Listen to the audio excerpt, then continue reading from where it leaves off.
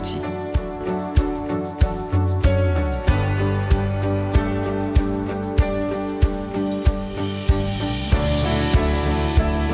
Matériel.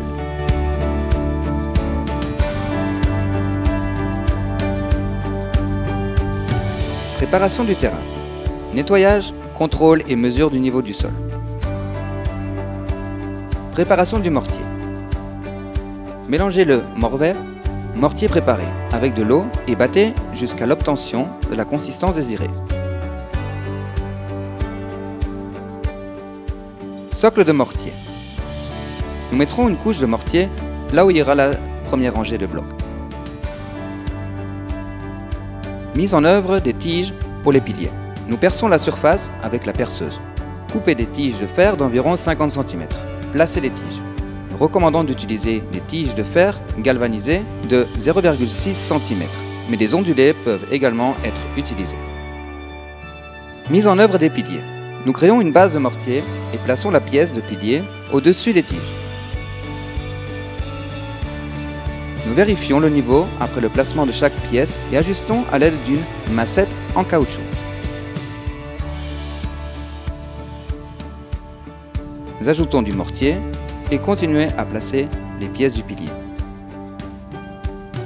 Retirez l'excédent de mortier à l'aide de la truelle. Composition. Nous mesurons et marquons la ligne de placement des blocs avec le fil de plomb. Nous pouvons utiliser des règles et des pinces. Nous avons placé provisoirement la première partie du deuxième pilier pour nous aider. Mise en œuvre des blocs. Nous mettons une base de mortier et commençons à placer les blocs. Nous assemblons également les blocs avec du mortier. Nous continuons jusqu'à ce que nous ayons terminé la ligne. Nous vérifions le niveau et l'ajustons avec la massette.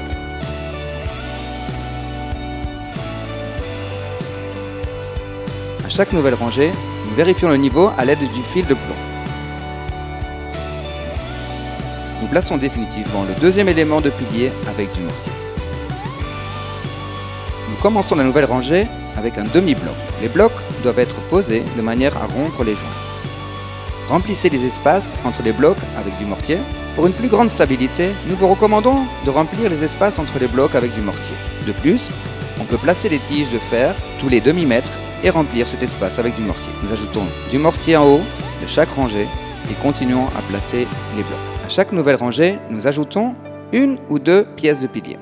Nous recommandons de placer un pilier tous les 4 mètres environ. Nous continuons jusqu'à ce que nous ayons terminé le mur. Nous plaçons des blocs U.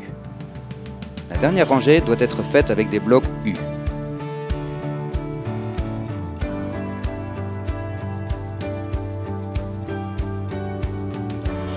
Assemblage de piliers. Nous devons joindre les piliers avec des tiges de fer. Nous mesurons la distance entre les piliers pour couper les tiges à la bonne taille. Nous faisons 2 trous à l'intérieur des piliers.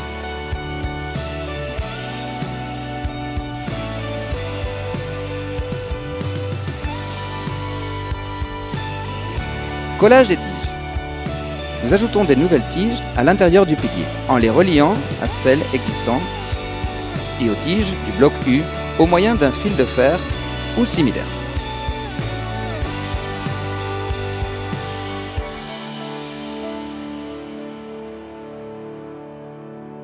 Remplissage de mortier.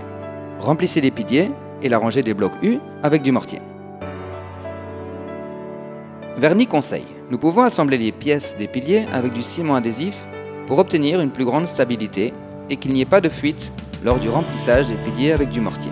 Nous pouvons également utiliser le ciment adhésif pour placer les embouts des piliers car il a beaucoup plus d'adhérence. Achèvement du pilier. Nous ajoutons du mortier et plaçons les chaperons des piliers. Installation des chaperons de mur. Nous ajoutons du mortier et plaçons les chaperons en vérifiant toujours le niveau. Nous assemblons également les chaperons de mur entre eux avec du mortier.